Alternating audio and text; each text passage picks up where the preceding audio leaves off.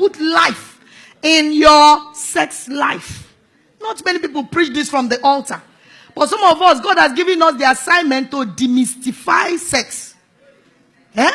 Whatever is the mystery that makes pastors not to talk about it. And meanwhile, people are dying in their homes because that area is never scratched on the pulpit. God is a creator of sex. It's not a sin. He is a God that loves pleasure. It's not a joy killer. Genesis 38 from verse 8 to 10 tells me that God is interested in this matter. A man called Onan slept with his brother's wife in order to give seed to his brother who died without a child. That is their pattern those days.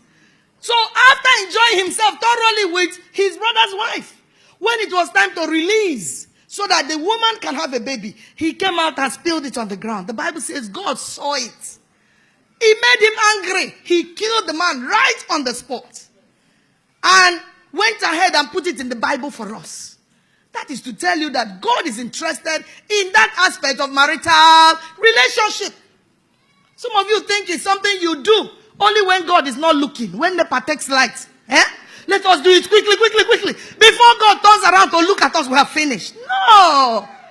Don't hurry. God knows you are doing it. It's part of the package for marriage.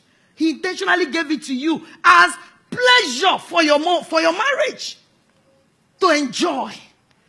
And some of you, women here, have never really enjoyed it. You have had 2, 3, 4 children, but you've never enjoyed it. Why? Because you have husbands who don't know how to do it. And do it well. There are some Christian men that rape their wives. They are Christians, but they rape their wives. And that is not good. A woman is not like an electric lamp. You switch her on when you want and switch her off when you want. It doesn't work like that. Some of you men here, the only romantic word on your lip is Ogelaiwe.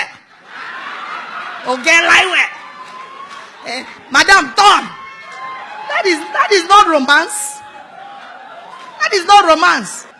A very, very powerful holiness church in my town. Is in their mouth. I heard it first. They don't call it sex from the pulpit like this so that they don't sound carnal. They call it fellowship. When it is time for that fellowship, there should be time for opening prayer. All those toasting, I love you past my mother, the necking, the kissing, the caressing, everything that goes with it. That is the opening prayer. Then, of course, there should be time for praise and worship in the fellowship of the bedroom.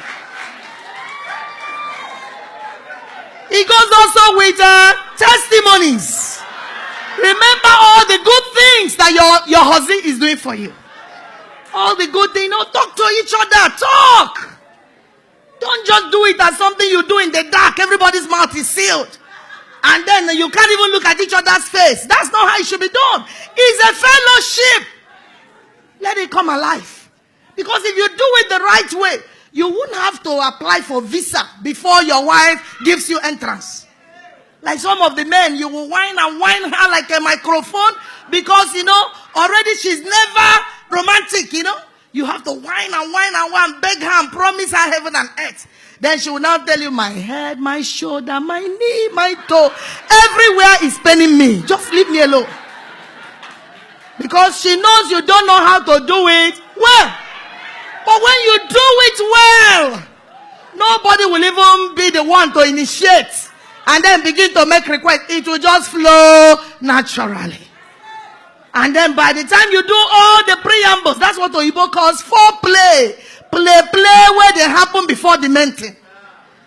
Then God allowed the woman's body in a way that by the time the proper thing is done, the body of the woman is ready to welcome the man of God to arrive to minister the word.